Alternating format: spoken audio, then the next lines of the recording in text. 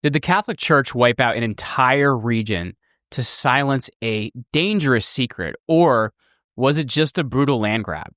Stick around to uncover the shocking truth of the Albigensian Crusade.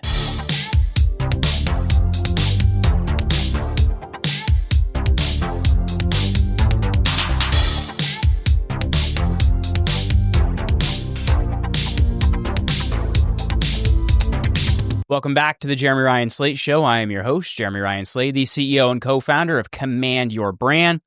We help our clients to appear on the right high-level podcast. You can check us out over at commandyourbrand.com. Or you can grab my best-selling book, Command Your Brand, over at bestpodcastbook.com. Reminder, if you're brand new to this channel, like this video, leave us a comment, or smash that subscribe button if you support liberty, freedom, and want to build a better future. Reminder, you can follow me on X. I am at Jeremy Ryan Slate. And today we're diving into a bloody chapter of medieval history, and this is a story I find many people just don't know.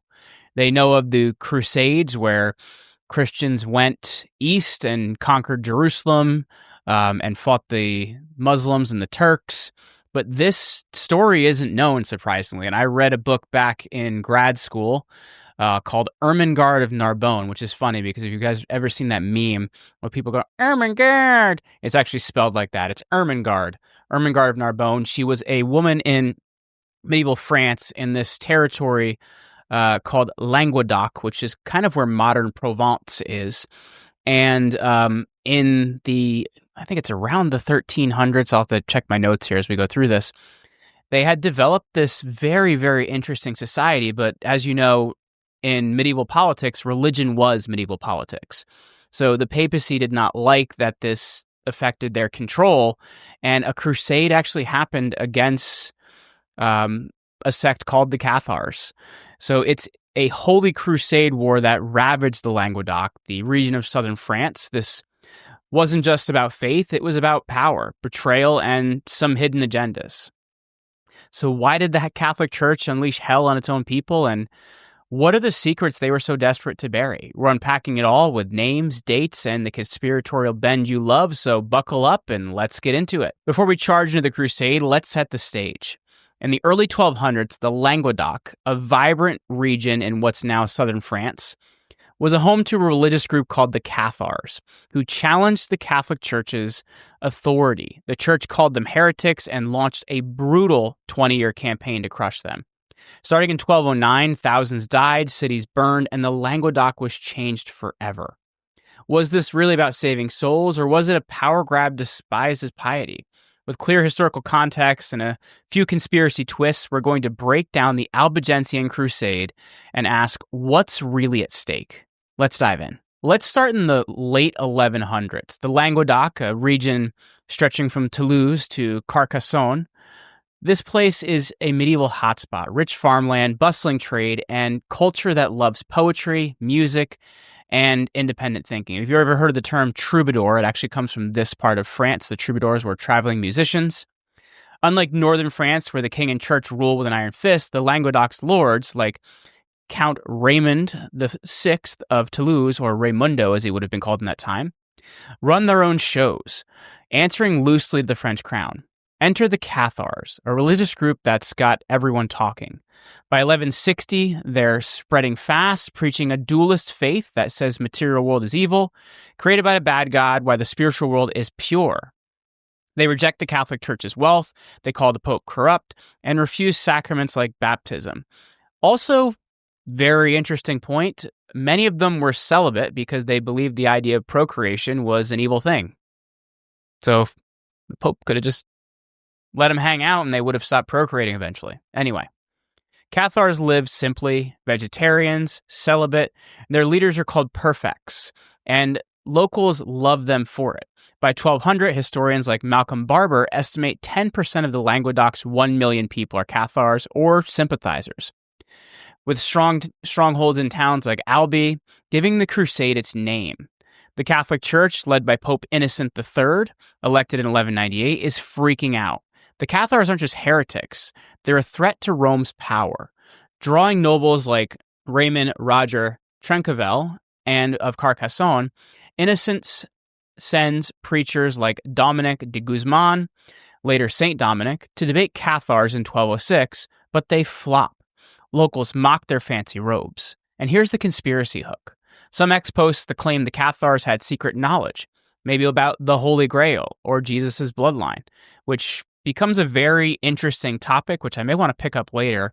There's a story called the Epic of Parzival, which covers the Holy Grail in this part of the world, and even the Nazis under I don't know what his rank was, but his name was Otto Scarzini, actually goes into this area to try and find the Holy Grail because the SS was obsessed with occult knowledge and things like that. So Rome wanted this buried, supposedly. Was this just a religious spat or something bigger? Let's see how it explodes. Things get ugly in 1208. On January 14th, a papal legate, Pierre de Castelnau, is murdered near St. Giles. After excommunicating Count Raymond VI for protecting Cathars, Pope Innocent III blames the Cathars and calls a crusade, the first against Christians, offering land and salvation to northern French nobles. It's a holy war with a side of greed. In June 1209, an army of 10,000 crusaders, led by Simon de Montfort, a ruthless noble from northern France, marches south as they hit Béziers on July 22nd, 1209, and it's a massacre. When soldiers ask how to spot Cathars, a monk supposedly says, "Kill them and God will know his own." The city's sacked, 20,000 dead, Catholic or not. Per chronicler Pierre de Vaux-Senet, Carcassonne falls. Next, in August, young Raymond Roger Trencaval is imprisoned, dying suspiciously in November 1209. Some say poisoned. Simon de Montfort takes charge, grabbing lands for himself. And by 1210, he's besieging Minerve, burning 140 Cathar perfects at the stake. Raymond VI of Toulouse tries to negotiate, but Innocent III excommunicates him yet again in 1211. The Crusaders keep rolling, torching towns like Lavore in 1211, where 400 Cathars are burned. It's brutal. Think medieval genocide. So here's the conspiracy angle. Ex-posts suggest the church wasn't after just heretics, but the Languedoc's wealth, with northern barons and Rome splitting the spoils. Was this faith or a rigged takeover? Let's see how it plays out. The Languedoc fights back. In 1213, Count Raymond VI and his son, Raymond VII, team up with King Peter II of Aragon, a Catholic who hates the Crusaders' land grab. On September 12th, 1213, they face Simon de Montfort at the Battle of Muret. It's a disaster. Peter's killed, and the Southerners lose 8,000 men to Montfort's 2,000. Toulouse holds out, but in 1215, Montfort captures it, declaring himself count. Pope Innocent III dies in 1216, and his successors, Honorius III, interestingly enough, the same name as a former Roman emperor, keeps the crusade going. In 1217, Raymond VI re-enters Toulouse, sparking a revolt. Montfort besieges the city, but dies in 1218, hit by a catapult stone. Legend says fired by a woman. His son, Amaury de Montfort, takes over, but can't match his dad's grit. By 1224, Amaury out and Raymond VII regain Toulouse. The crusade stalls, but the church isn't done. And here's the kicker. Some ex-post claims that Cathars were hiding ancient texts, maybe Gnostic Gospels or Templar secrets that the church burned to control Christianity. Others say the French king, Philip II Augustus, remember the French king and the papacy have a very interesting relationship, who stayed neutral, let the crusade drag on to weaken southern rivals. Historian Mark Pegg says it was more about the land than secrets, but the church's obsession with Cathar books, burned by thousands, raises the question, was this a holy mission or covering for something else? Let's look at the endgame. In 1226, King Louis VIII joins the crusade, bringing royal muscle. He dies of dysentery that year, but his son, Louis IX, and the church keep the pressure on. By 1229, the Treaty of Paris ends major fighting. Raymond VII surrenders, losing half of his lands to France and promising to hunt Cathars. The church sets up the Inquisition in 1233, led by Dominican friars like Bernard Guy, to root out survivors. Last Cathar stronghold, Montsegur, falls in 1224 after 9-month siege. 200 perfects are burned alive. The Languedoc's transformed. By 1250, it's under French control, its culture crushed, its lords replaced by northerners. The Cathars are gone. Most historians, like R.I. Moore, who I read a lot of in grad school, by the way, estimate 20,000 to 50,000 dead, with countless others exiled. The church tightens its grip, and France emerges stronger, paving the way for a unified kingdom. But conspiracies linger. Ex-post claim that Cathar survivors fled to Spain or Scotland, hiding relics like the Holy Grail. Others say the Inquisition was a trial run for Vatican control, echoed in later witch hunts. In 2025, the Languedoc's a tourist hotspot. Carcassonne's fortress draws 2 million visitors each year per UNESCO, and Cathar castles dot the hills. But the Crusade's shadow remains. The Vatican's archives, partially opened in 2024, hint at destroyed Cathar texts, fueling speculation about lost knowledge. And here's a stat. The Inquisition's records, per historian Joseph Strayer, list 5,000 executions by 1300. Was the Crusade about faith or erasing a threat to Rome's power? And who's silencing voices today? So why care about a 13th century holy war? Because the Albigensian Crusade is about power dressed up as principle. The church crusaded and crushed Cathars to control belief, just like some groups do today to push narratives to silence dissent. Your freedom, your voice, they're at stake when power feels threatened. And remember, even people that appear good can go the wrong way. When you commit bad things, it becomes easier to commit them, so it's important to keep your hands clean.